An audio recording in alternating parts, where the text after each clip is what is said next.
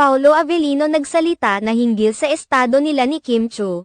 Paolo, may hinihintay lang kay Kim. Aktor na si Paolo Avellino nagbigay na ng pahayag patungkol sa naging status ng relationship nila ng aktres na si Kim Chiu. Isa sa mga pinag-uusap ang love team ngayon sa industriya ng showbiz ang tambalang Paolo Avellino at Kim Chiu na mas kilala bilang Kim Pao. Marami sa mga fans ng dalawa ang umaasa na mapupunta sa next level ang kanilang relasyon ngayong labis na silang nagkakalapit sa isa't isa dahil sa mga sunod-sunod na pinagsamahan nilang serye at mga endorsement. Sa isang panayam kay Paolo Avellino sa ABS-CBN compound sa Quezon City, ipinahayag ni Paolo sa kanilang mga tagahanga ni Kim Chiu na manatiling kalmado sa pagpupush sa kanila na nai-level up ang kanilang relasyon.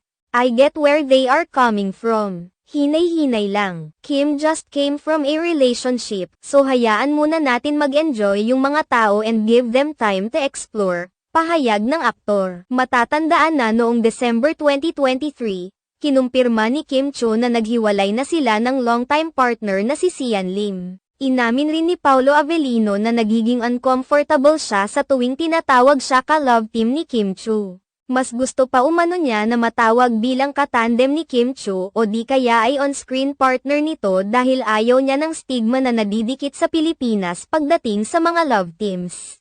Gayunpaman, iginiit ni Paolo Avellino na na-appreciate niya ang kanilang mga fans ni Kim Chiu na napapasaya nila at naniniwalang deserve nila ang isa't isa. Sinang-ayunan naman ito ni Kim Chiu at ipinunto na nasa tamang edad na sila at hindi na kailangan na pagsabihan pa ng ilang mga netizens sa kung ano ang nararapat na gawin at ang hindi.